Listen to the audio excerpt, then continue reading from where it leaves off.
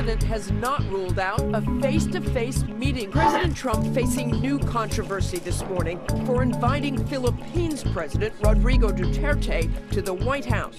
President Trump has a thing for strongmen. He praises them, wants to meet them, invites some of them to the White House, even makes overtures to America's villain of the day.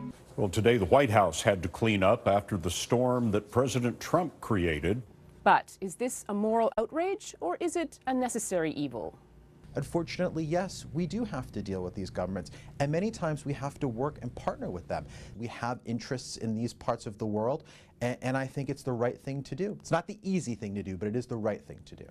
So what does the Trump administration get by cultivating autocrats? Well, cooperation, it's hoped, on grand strategies such as isolating North Korea, pushing back on Chinese expansionism, and strengthening the coalition against the Islamic State group. And there is a human rights payoff. Embrace the Egyptian president at the White House, and he releases from jail an Egyptian-American charity worker. There is Bashar al-Assad, the one bad actor who stayed on Trump's blacklist, bombed in response to a chemical weapons attack. But that's the exception, not the rule. One of the first things that I would do... Still, haven't we seen this movie before? Would you be willing to meet separately, without precondition, with the leaders of Iran, Syria, Venezuela, Cuba, and North Korea?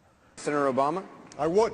The notion that somehow not talking to countries is punishment to them is ridiculous.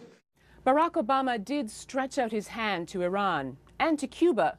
But here's the difference. He and other American presidents used the White House bully pulpit to champion human rights. Trump doesn't. And they didn't admire the tough guy qualities of authoritarian leaders. Trump does. Vladimir Putin's comments about you? Sure. When people call you brilliant, it's always good, especially when the person heads up Russia. Well, I mean, it also is a person that kills journalists, political opponents, and invades countries. And invades countries. Obviously, that it would be a concern, would it not? He's running his country, and at least he's a leader. So his approach looks tactical and transactional, based partly on instinct, which some argue, for whatever it might achieve, does also weaken America's moral authority.